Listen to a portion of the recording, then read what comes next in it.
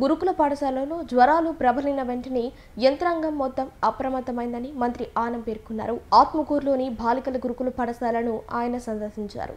గురుకుల పాఠశాలను హాస్టల్ భోజనాలను క్షుణ్ణంగా పరిశీలించారు.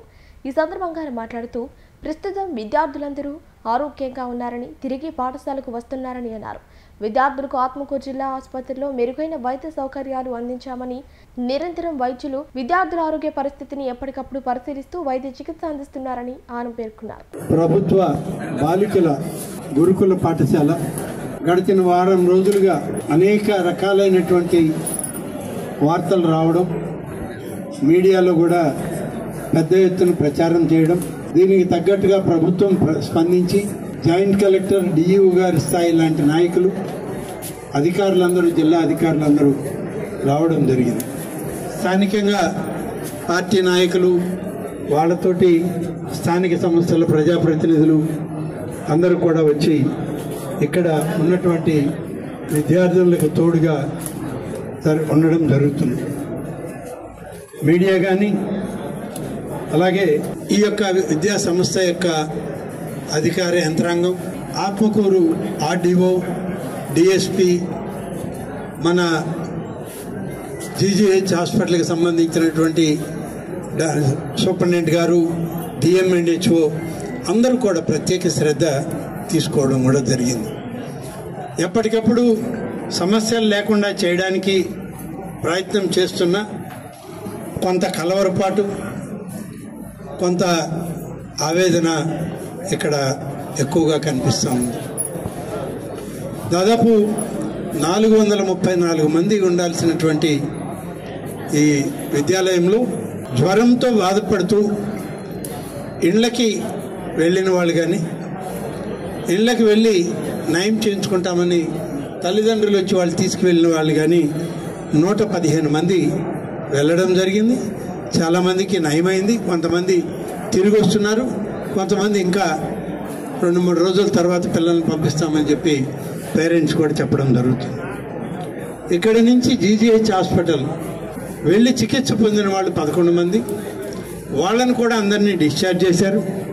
డిశ్చార్జ్ చేయడమే కాదు, దాదాపు వారం 10 రోజులు ఆ కోర్స్ ఎంతవరకు వాడాలనో అంతవరకు ఆ కోర్సు మందులు కూడా ఇచ్చి వాళ్ళకి వాళ్ళ ఇళ్ళకి, వాళ్ళ తల్లిదండ్రుల దగ్గరికి ధైర్యం ఉంటుందని చెప్పి పంపడం జరిగింది.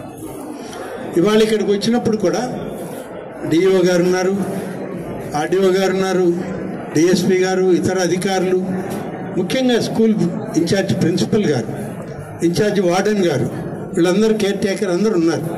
వీళ్ళందరితో మాట్లాడినప్పుడు ఒక 5 మంది పిల్లలకు, అమ్మాయిలకు ఈరోజు ఇక్కడ తలనొప్పిగా ఉందని, గొంతు నొప్పిగా ఉందని, టెంపరేచర్ లైట్గా ఉందని వాళ్ళు కంప్లైంట్ చేయడంతో ఐసోలేట్ చేసి సపరేట్ రూమ్లో పెట్టడం జరిగింది.